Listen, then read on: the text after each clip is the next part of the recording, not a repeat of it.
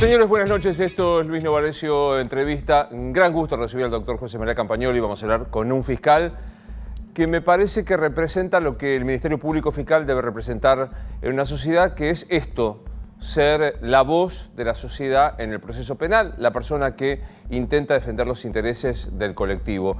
En un momento muy particular, porque estamos en una transición en donde no hay demasiadas declaraciones políticas, pero también gran expectativa por saber qué va a pasar con el nuevo gobierno. Hoy se encontraron finalmente por primera vez María Eugenia Vidal y Axel Kicillof. No hubo demasiadas novedades al respecto. Del lado de Alberto Fernández se está yendo a México a hacer una visita, entre otros, al presidente AMLO, a Andrés Manuel López Obrador. Empezaron a trascender algunas cuestiones, que Massa suena cada vez más fuerte como la posibilidad de ser el jefe de gabinete, Sergio Massa, el jefe de gabinete, y Massa dijo que se le iba a ofrecer a alguien de la oposición, se pensó en Ricardo Alfonsín, la Oficina Anticorrupción. Es interesante que charlemos sobre esto, cómo serían los órganos de control, en manos de quién quedarían, y qué está pasando con la justicia. Para algunos, el impulso de la investigación por las causas de la corrupción quedó aletargado por la decisión política, así que, entre otros temas, lo vamos a conversar con el doctor Campagnoli, a quien ya recibo. Doc, ¿cómo anda? ¿Qué tal? Qué bueno verlo. Muchas gracias por invitarme. Por favor, tradicionemos un comentario que hicimos fuera de cámara. Yo decía, estos tiempos movidos, y usted me dijo, yo de que nací así, ¿no? Sí, la verdad, de que tengo uso de razón, que siempre vivimos exaltados y en permanente conmoción, ¿no? Yo no tengo memoria de periodos de tranquilidad, donde un presidente viene y administra y todo el mundo está contento y se va a la casa como si fuese un administrador de un consorcio. Eso que es lo que uno tal vez como ciudadano esperaría, ¿no? Sí. Digo, algunos dicen que eso aguza la creatividad. Yo digo, aflojemos con la creatividad y seamos un poco más ordinarios. ¿Cómo está viviendo a partir del domingo el proceso político? Bueno, con mucha intriga de lo que va a pasar, viendo cada noticia, esperando lo mejor siempre, porque siempre hay que tener esperanza de que todo es para bien y bueno, y la gente no se equivoca cuando vota y eligió un cambio de signo político para la conducción de nuestro país y bueno, yo creo que va a ser para bien y que todo va a andar mejor, esperemos. ¿Le sorprendió que Cristina vuelva? A ver, me sorprendió mucho el resultado de las PASO, me pareció que era una diferencia abrumadora. Ahora, en las elecciones del domingo, bueno, pusieron un poquito la cosa más equilibrada, desde mi punto de vista. Yo pienso que ninguna de las dos fuerzas políticas se debería sacar más del 10% de los votos. Bueno, quedó ahí. Creo que ahora hay la posibilidad, ¿no? Siempre dentro de lo posible, de que haya un equilibrio, tanto un equilibrio de fuerzas en el Parlamento. Y bueno, ya no es una novedad que nos va a sorprender de que Cristina sea vicepresidenta, porque hace rato que estamos esperando esta situación, ¿no? ¿Cuánto mira un juez, un funcionario judicial como usted, el proceso electoral o la política? ¿Cuánto los jueces miran por la ventana para ver lo que pasa en la política de todos los días? Bueno, en mi caso personal, nada. Yo soy un convencido y un defensor de la independencia de la justicia y de que somos todos iguales frente a la ley, y los procesos eleccionarios, que además son cada 2 años, no debería mover la aguja de lo que corresponde en un proceso penal. Hablo por mí, en mi caso, no soy ciego, sé que hay otros que por ahí miden un poco la magnitud de sus fallos o de sus acciones. Pero bueno, como en toda profesión, como cualquier característica de la raza humana, hay algunos jueces que son valientes, independientes y que hacen su trabajo, otros que son más prudentes, a veces rayanos con la cobardía, que llevan el código procesal a límites que... y hay otros que son directamente cómplices y no es nuevo en la historia de nuestro país, de jueces que han hecho las cosas y que les corresponden las cosas mal y por eso se tuvieron que ir a su casa, ¿no? O sea, como en la naturaleza humana están los valientes, los jueces valientes, y están los jueces cobardes. Sí, y también hay un intermedio, una zona gris de algunos que desde mi punto de vista tienen un exceso de prudencia y que ahí es quizás donde medra esta cuestión de mirar el proceso eleccionario para pisar el freno o para pisar el acelerador. No corresponde, Yo creo que la gran mayoría de los jueces y de las juezas que hay en nuestro país son independientes y hacen un trabajo digno, con un proceso penal un poco que necesita de mayor velocidad. La justicia tiene una deuda muy grande con la sociedad desde hace mucho tiempo. Me parece que en los últimos años se la ha dotado de una mayor institucionalidad, en los últimos 4 años estoy hablando, donde se pudo trabajar desde mi punto de vista de mejor manera. Habrá muchos que no les gustó los fallos de la justicia, habrá otros que sí. Yo en lo personal pude trabajar, pude hacer investigaciones que comprometieron alguna parte, si se quiere, del oficialismo y no tuve ningún problema y nadie dijo que yo era un fiscal golpista, ni me hicieron un jury, ni nada por el estilo. Y a otros fiscales que también trabajaron, creo que en ese punto quizás yo he visto un crecimiento y un fortalecimiento de las instituciones. No digo que, que se haya hecho todo, al contrario, no, digo que empezó un camino que escuchó a los votantes de hace 4 años que estaban, la lectura que yo di en aquel momento es que estaban hartos de la corrupción, y creo que esa lectura de hartazgo de la corrupción hoy se mantiene, aunque tal vez con menos bríos que antes, porque hoy el problema es más llegar a fin de mes. Pero bueno, creo que esa respuesta se fue dando de la mano de la justicia, de la mano de las fuerzas federales que de manera evidente dieron respuestas no solo en procedimientos de casos de corrupción, sino también, creo yo, en casos contra el narcotráfico, de trata de personas. Bueno, esa es un poco lo que a mí me parece que fue evolucionando y espero que esto siga así. Ojalá. Me quedé pensando en lo que usted dijo, ¿no?, respecto de los jueces. ¿Hay jueces que al no actuar son cómplices?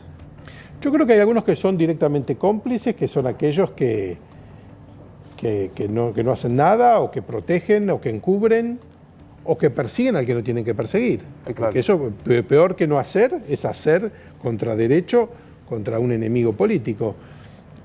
Y hay otros, hay un rango intermedio donde sí, uno no sabe si son excesivamente prudentes o cobardes, y que nuestro código procesal muchas veces permite, con esos términos tan laxos que tienen, con esos términos que se los llama ordenatorios, entonces un proceso que según el Código Procesal debería durar 6 meses, dura años, ¿no?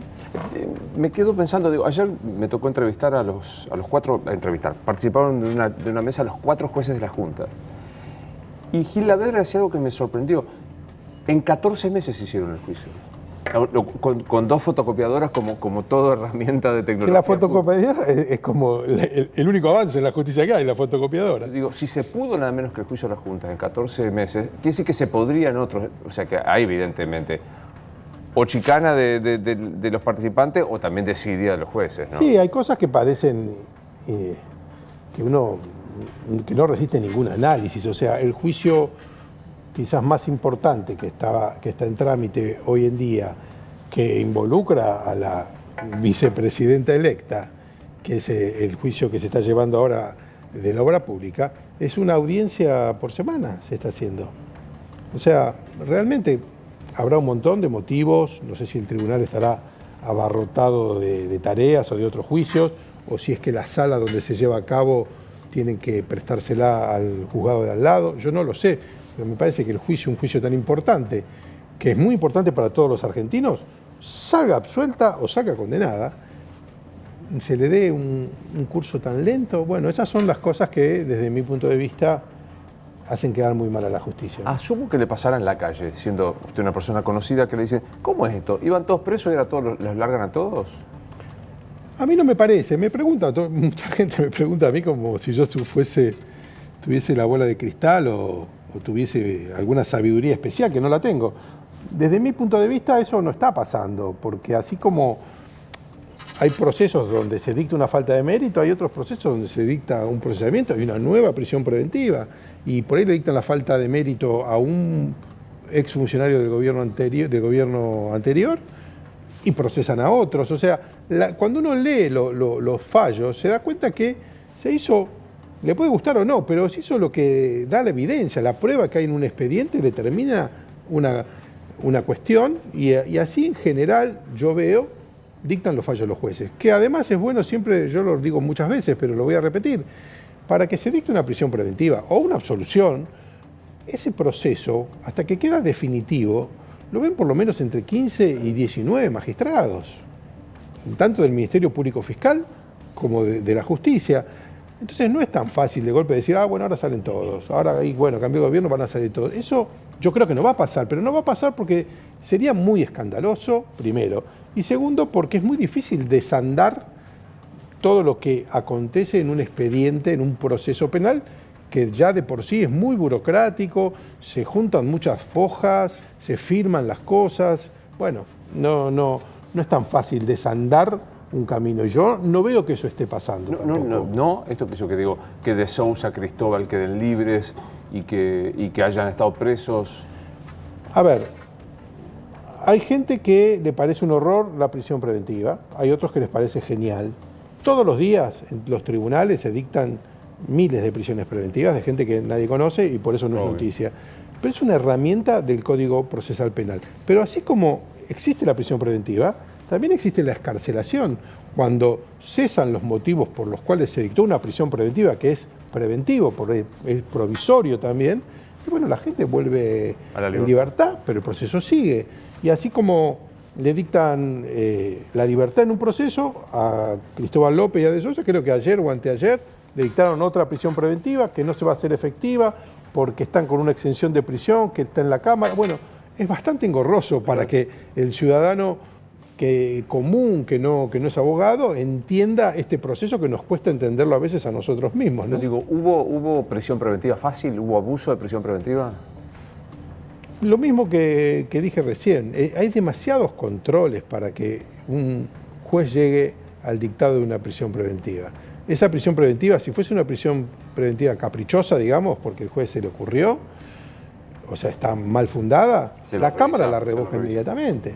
Y si la Cámara la confirma, después van por algún incidente de nulidad o por alguna cuestión, llegan a la casación. Y después eso va todo a un tribunal oral, donde hay otros 3 jueces. Siempre estamos hablando de que el juez de instrucción o el juez federal que hace la instancia de instrucción es uno y puede tener una decisión caprichosa, o pongámosle, si fuese el caso. Pero eso es revisado inmediatamente por otros 3 jueces. Además, cada imputado tiene su defensor. Si hablamos, por ejemplo, no sé, de la causa de los cuadernos, ¿no? Ahí debe haber, no sé, más de 100 defensores. Y cada defensor tiene su posibilidad de ir a una cámara de televisión, su posibilidad de ir a la cámara de apelación y plantear sus cuestiones. En algunos casos son audiencias públicas. A ver, desde mi punto de vista no se puede hacer cualquier cosa. Y no se puede hablar, como he escuchado muchas veces, que de presos políticos. Porque realmente acá hay un poder judicial que no conformará a la mayoría de la población, pero que todo lo que hace lo tiene que respaldar en la evidencia que hay en el proceso, lo tiene que escribir, lo tiene que firmar, lo revisa otro, lo revisa el fiscal, lo revisa el defensor. Se lo he preguntado cada vez que lo veo y a mí me parece que es muy pedagógico que lo conteste. ¿Cuándo uno va preso en la Argentina? ¿Durante el proceso y al final del proceso? ¿Cuáles son las causales, de acuerdo al código, por lo cual uno va detenido? Bueno, a ver, el catálogo de penas que tiene el Código Penal tiene en general penas de prisión, ¿sí?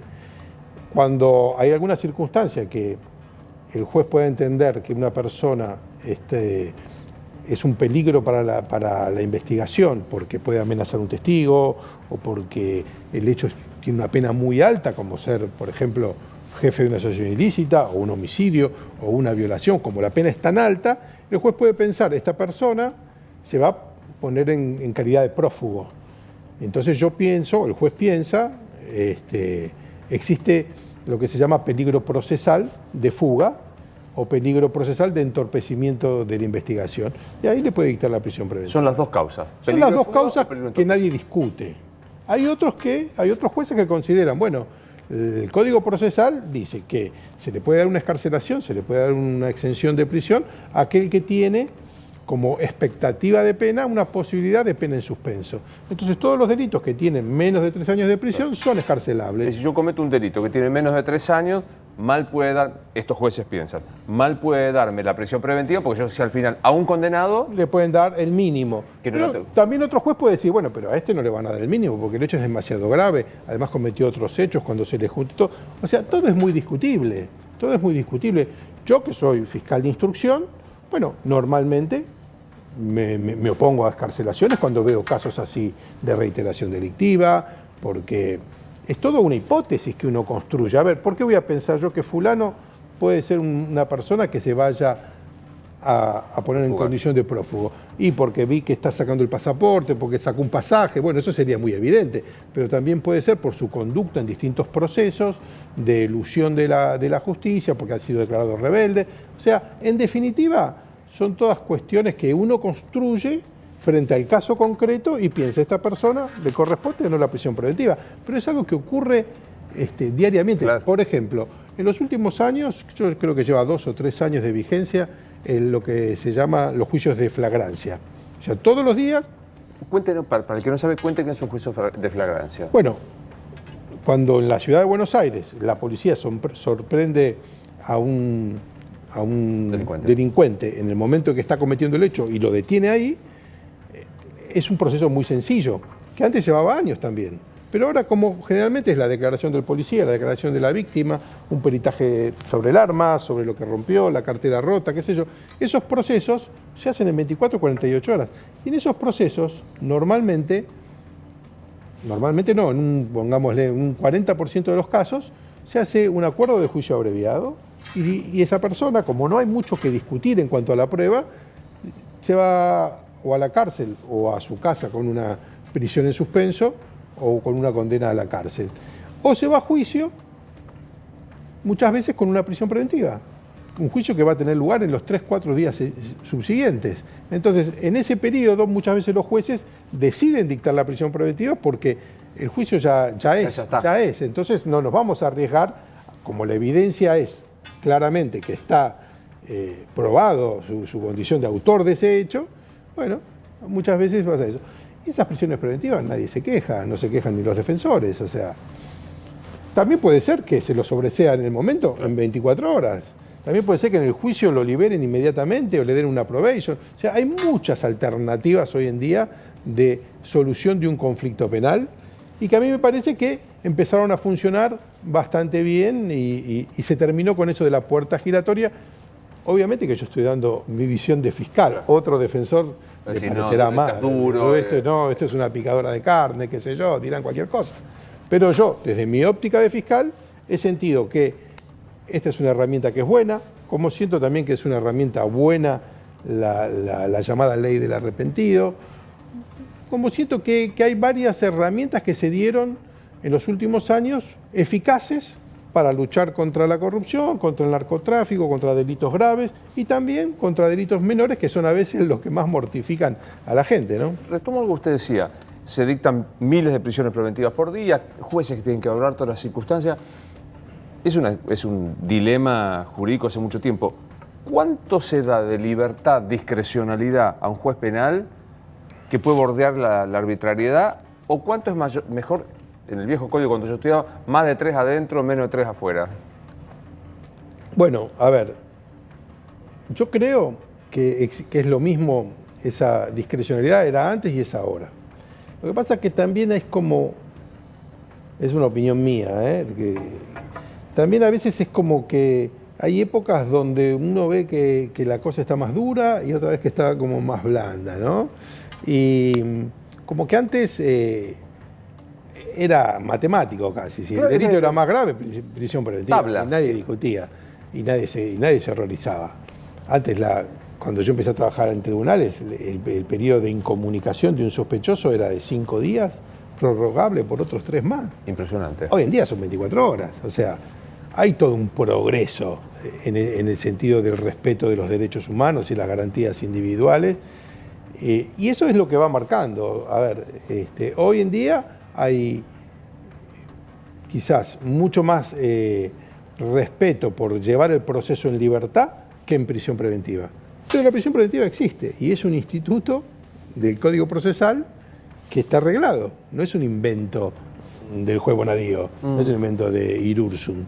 Es una cosa que existe desde siempre y que ahora tomó notoriedad. ¿Por qué? Porque ahora, para bien o para mal, yo no voy a abrir un juicio de valor sobre juicios que yo no conozco y que yo no soy el fiscal, pero para bien o para mal, han estado en los últimos años,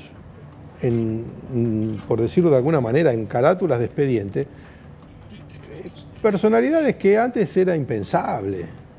Ha habido sindicalistas presos, ministros, vicepresidentes, empresarios muy importantes. Y entonces eso hace que, bueno, ahora todos empiezan a mirar y está bien que esté preso, está mal. O sea, se empieza a perder el respeto a la decisión del juez. Decisiones de jueces que antes por ahí no se tenían tan en cuenta.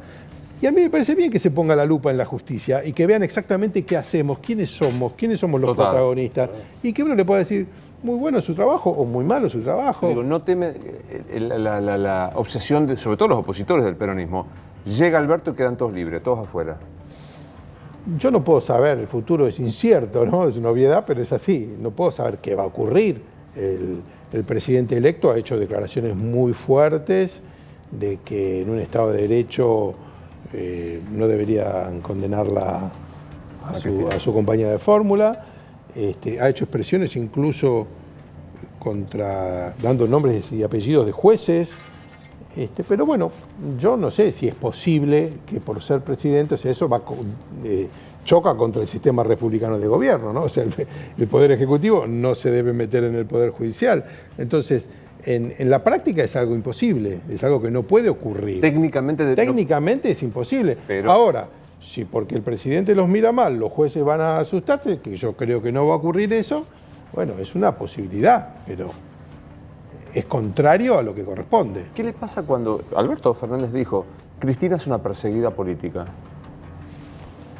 No, a mí no me pasa nada, porque cada uno tiene derecho a pensar lo que quiera y yo no soy el dueño de la verdad. A mí me parece lo mismo que digo antes, que todos los procesos, son todos procesos que tienen algunos años, incluso algunos que empezaron durante el gobierno anterior kirchnerista. En esos procesos ha habido, en todos, por lo que yo veo, una amplitud para ejercer la defensa. Nuestro código procesal es para un fiscal, para uno que lleva adelante la acusación, es como el juego de la oca. O sea, es muy difícil llegar a una prisión preventiva, a una condena, desde el punto porque es como que el código tiene un montón de herramientas para los defensores y está muy bien que así sea. Está muy bien que se respeten las garantías y los derechos individuales, pero es muy difícil llegar a las instancias de juicio oral. Entonces, no podemos olvidar que yo creo, no sé si el 60% de los jueces que hoy en día tienen estos procesos han sido designados por el gobierno anterior, no por el macrismo. ¿El macrismo ha designado jueces? Sí, pero los jueces que ha designado o que ha ascendido, han sido jueces también del periodo anterior.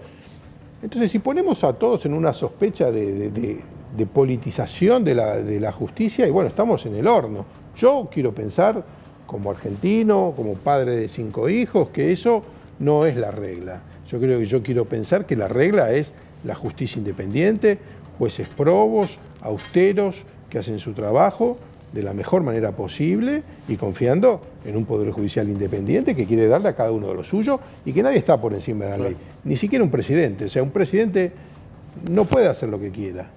Y si hace lo que quiere, en algún momento va a tener que rendir cuentas. Y si hace lo que quiere, como usted muy bien dijo, es porque hay complicidad de jueces que se asustan o que son cómplices. Todo es posible. La verdad que todo es posible. Pero en la línea de lo que corresponde, nada debería cambiar, nada debería cambiar. Porque también están las herramientas para, si un juez no hace lo que debe hacer, bueno, está en instancia de juicio político. Yo, como fiscal, tuve una instancia de jury de enjuiciamiento porque había quienes pensaban que yo había hecho las cosas como que no correspondían. Algunos, yo puedo pensar, esto soy un perseguido político, o puedo pensar, me están persiguiendo, no me dejan trabajar, lo que sea, cada uno puede pensar lo que quiera, pero lo cierto es que las instituciones, incluso yo que pensaba que estaba en un pelotón de fusilamiento, como dijo algún periodista, primaron las instituciones y yo pude volver a mi despacho de fiscal. Pero fue un perseguido. Bueno, puede ser. No es pregunta. Fue un perseguido, digo yo, lo escribí, lo sostuve en ese momento. Sí, y bueno, y usted fue una de las primeras personas que me permitió ir a su programa y hablar y explicar mi caso y que la gente se entere de lo que estaba pasando. Pero bueno, son las instancias que hay. Yo creo que en definitiva tenemos una república que tenemos que confiar en que tiene bases sólidas, que existe una división de poderes y que ninguno puede hacer lo que quiera.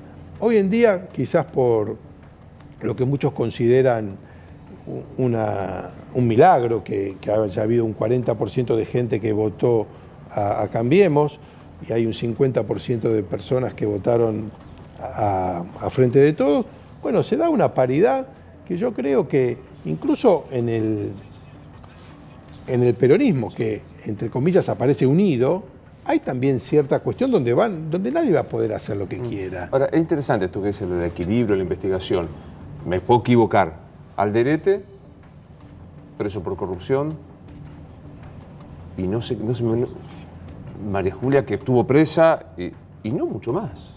No, hubo otros más. Yo tuve un proceso contra el que era el presidente del Consejo Deliberante, que tuvimos que trabajar mucho para lograr su captura, que se había ido a Brasil. En su momento fue un caso bastante resonante.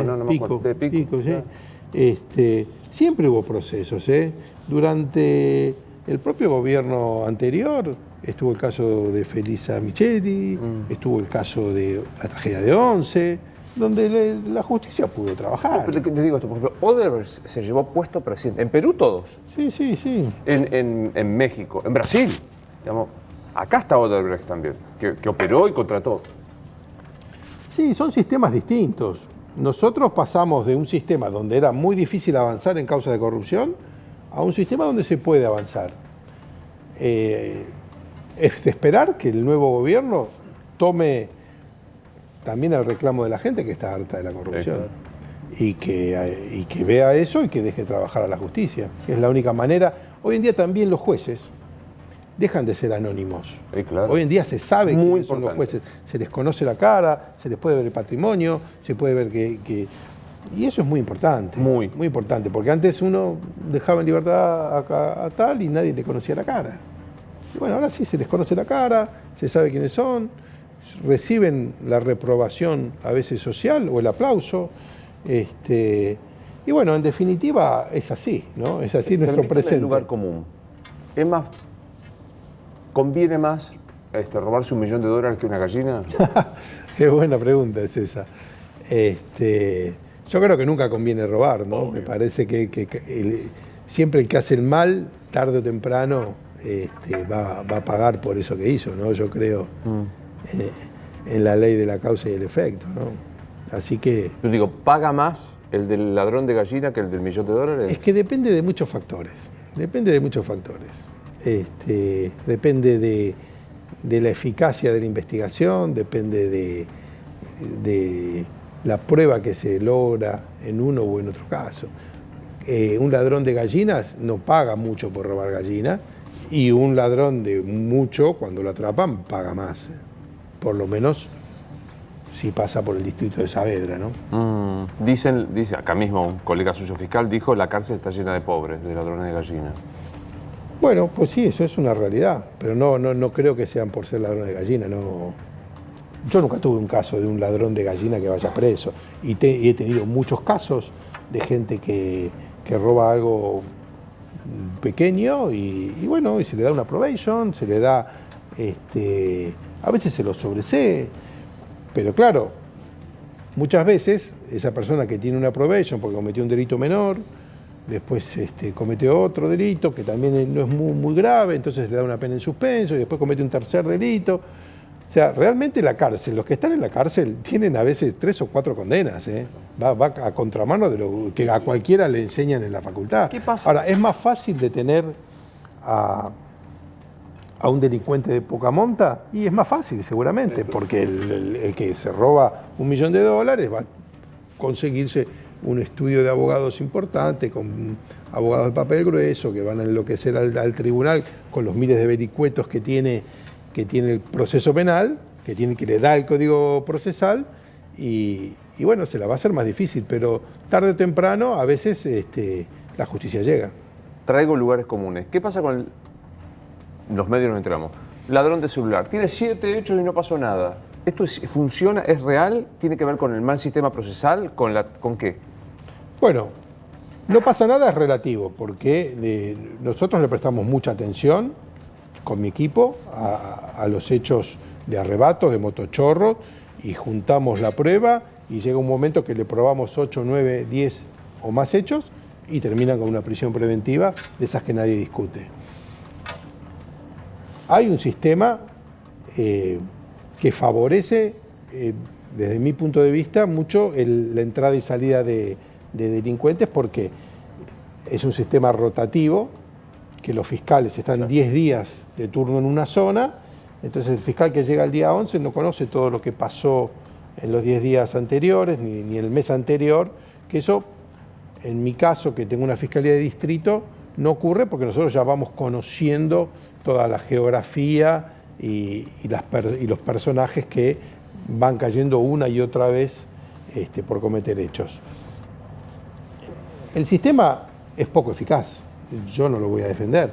Hay una baja estadística de casos, de hechos esclarecidos, eso es una realidad.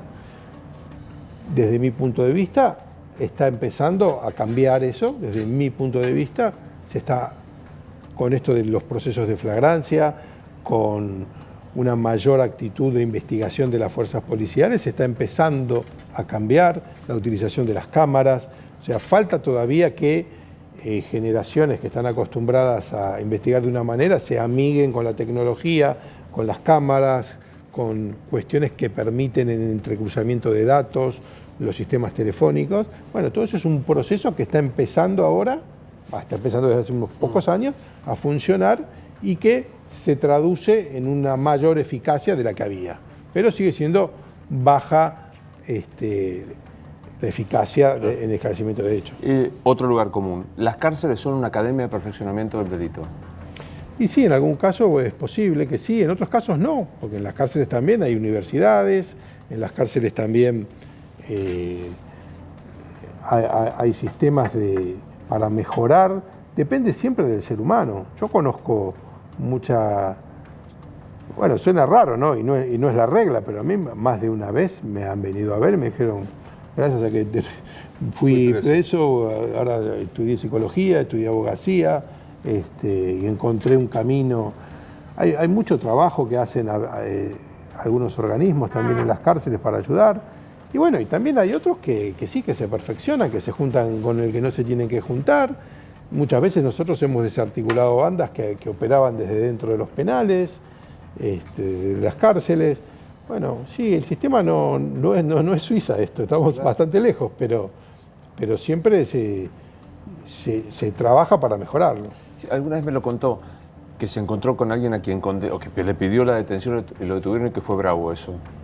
Sí, muchas veces, pero bueno, en general yo no he tenido problemas. Tal vez por mis 100 kilos y pico, ¿no? Que no se le animan. ¿Tiene miedo en lo personal que vuelva al kirchnerismo? No tengo por qué tener miedo, no.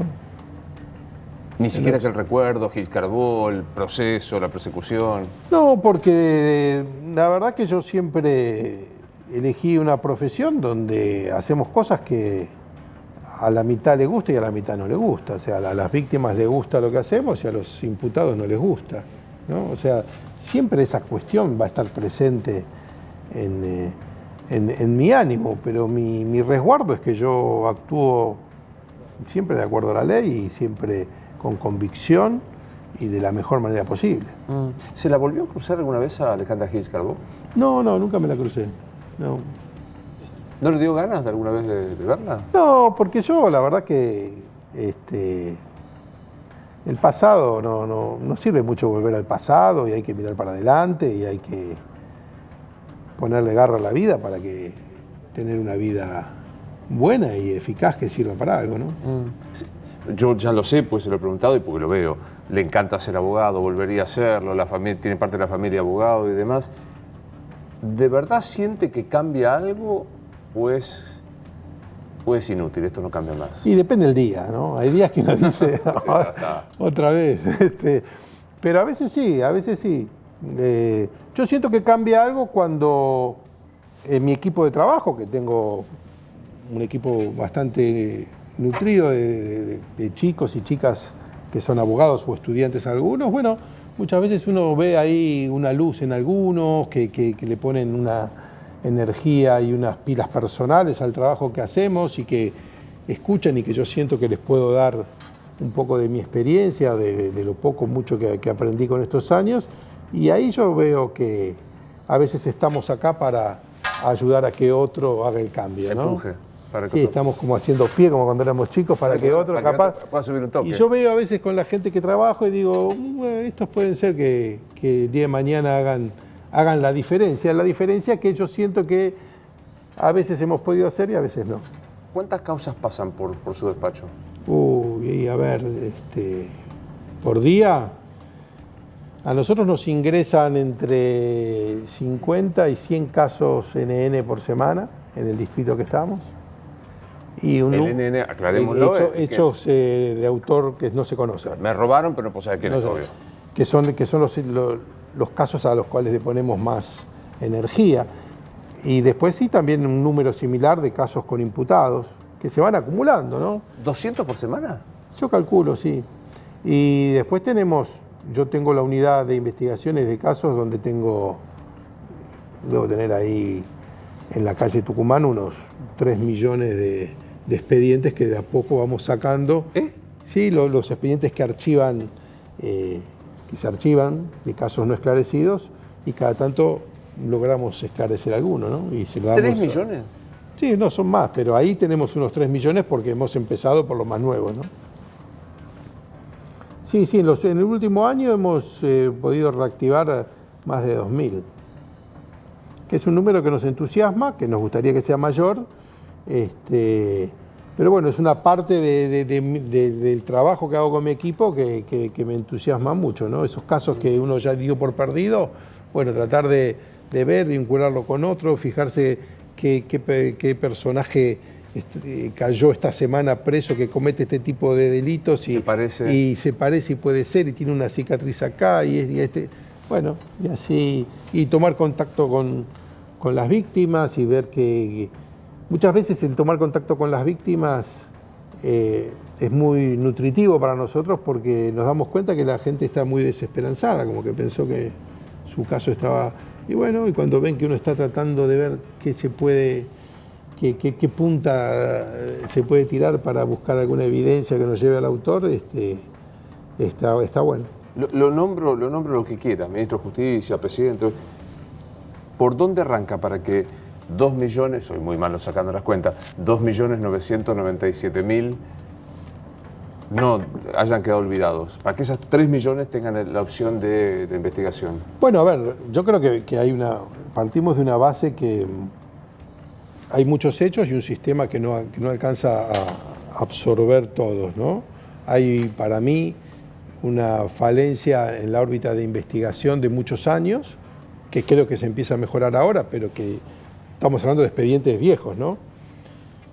Que traerlos ahora al presente nos permite cotejar filmaciones con fotos viejas, ver...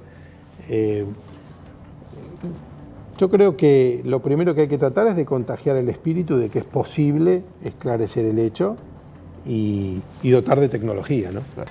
Computadora, informatizar, digitalizar los expedientes porque todo es papel, ¿no? Y a veces uno agarra el expediente y está casi húmedo al borde de la destrucción, ¿no? ¿Cuántas computadoras tienen en el despacho? No, tenemos. ¿Tienen? Sí, siempre faltan, pero en Saavedra debemos tener unas 40 y en la unidad por lo menos 30 debemos tener.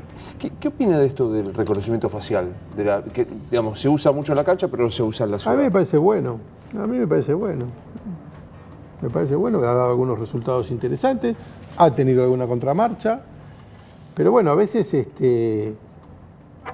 es el sistema útil que se usa en todo el mundo para esclarecer hechos, para esclarecer atentados. O sea, yo creo que no podemos ir a contramano de lo que pasa en el mundo. En el mundo utilizan esos sistemas y bueno, a mí no me parece mal. Es raro, ¿no? Porque digo, efectivamente es una invasión a la privacidad. Como tantas otras invasiones a la privacidad, claro, como en pos de otro bien mayor. La FIP, claro. La FIP, digo, claro, por eso digo. Yo tenía un profe de la facultad que se decía, a nadie se le va a ocurrir que si le pintan en la pared de su casa el nombre de la calle. Claro. Es una invasión a la propiedad privada, pero digo, es más importante saber qué calle es. Bueno, hoy no se hace más esto. Pero digo, hay una pelea como... Sí, pero yo creo que lo importante es, primero, dotar a la sociedad de algo que le dé confianza en los funcionarios, en los que aplicamos estos sistemas, en los que tratamos de esclarecer hechos. Eso está quebrado, o sea, la gente no confía mucho ni en su policía, ni en sus fiscales, ni en sus jueces. Eso es lo que primero que habría que intentar cambiar. Y enseñarle a la sociedad que todo tiene mucho control. O sea, no es que el reconocimiento facial va cualquiera. Yo he estado en el centro de monitoreo urbano, que está ahora en Chacarita. Bueno, yo estuve cuando estaba en Barraca, y hay un montón de chicos jóvenes de la policía, algunos contratados, que están mirando permanentemente las cámaras y todos con una vocación de esclarecer. Y cuando sale una alerta de que hay un hecho, se ponen todos a mirar y todo el mundo está tratando de esclarecer ese hecho. Ese espíritu que yo lo vi ahí, en la policía de la ciudad, es el espíritu que nos va a permitir esclarecer más hechos y que nos va a permitir tener una sociedad más segura, más tranquila, que la gente lo que quiere es vivir en paz y tranquilidad. ¿Qué piensa de este proyecto que lanzó la ministra Bullrich de sancionar al que miente en un indagatorio? Bueno, la verdad que la realidad ¿cuál es? La realidad es que nadie está obligado a declarar contra sí mismo, lo dice la Constitución. Pero detrás de eso se han hecho un montón de cosas que no están, para mí, tan buenas. Por ejemplo, cualquier imputado se sienta frente al juez, a mí me ha pasado a veces de estar en audiencia, y el juez muchas veces como que le dice, con todas las letras, acá si mentís no pasa nada. Y eso es un mal mensaje para cualquiera, porque está frente a un juez. En otros sistemas, como en Estados Unidos, uno tiene derecho a no declarar. Esa garantía, a rajatabla. Pero si vas a declarar, tenés que decir la verdad, si no caes en el perjurio.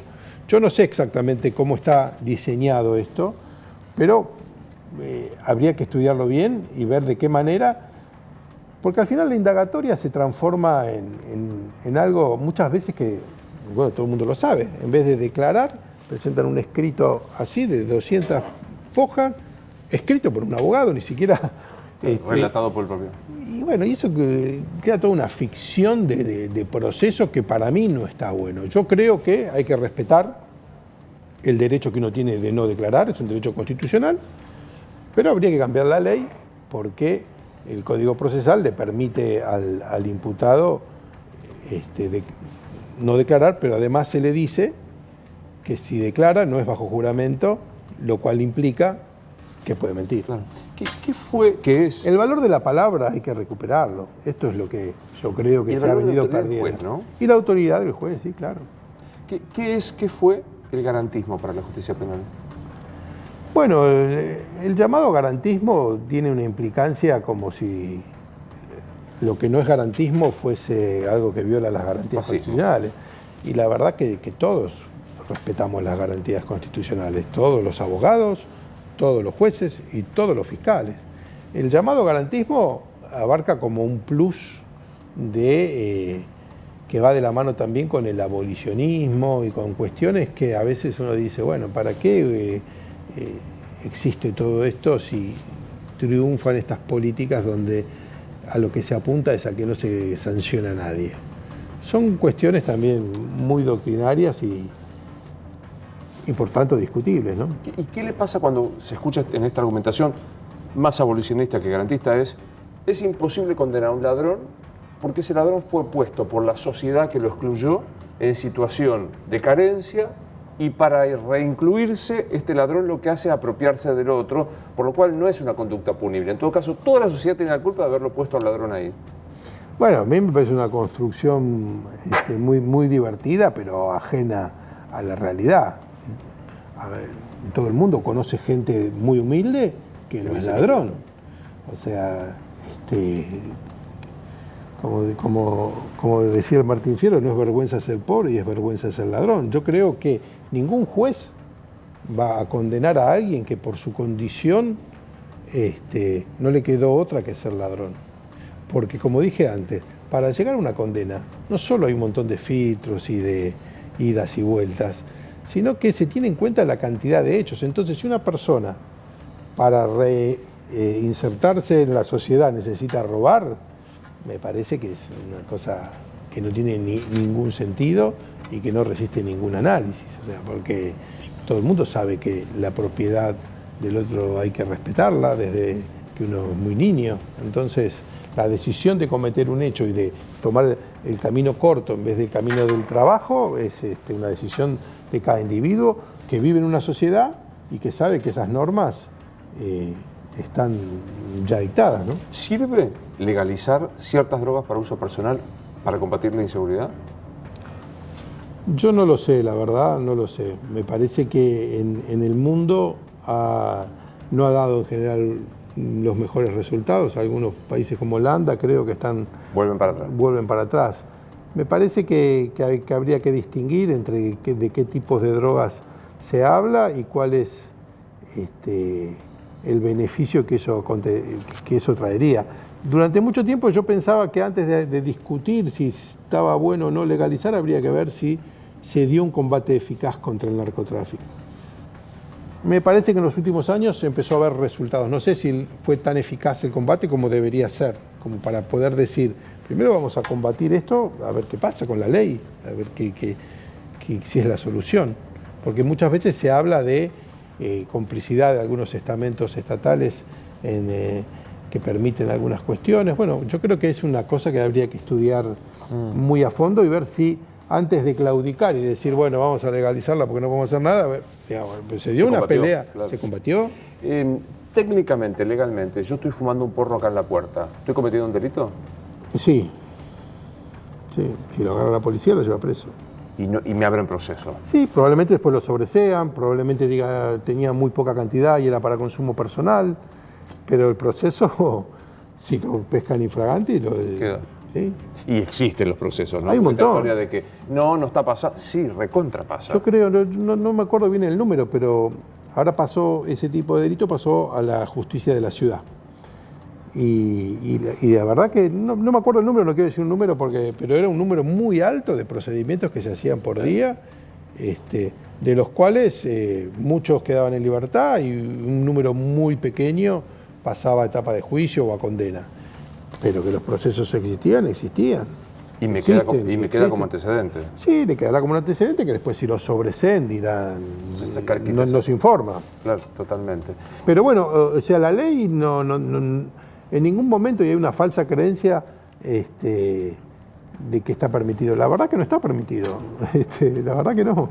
Por más fallo Arriola y cosas que haya. Sí, totalmente. Tengo que terminar. Vuelvo al comienzo.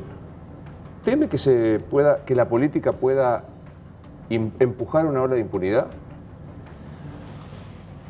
No lo sé, la verdad que no lo sé. Yo espero que no, y no creo que sea muy fácil.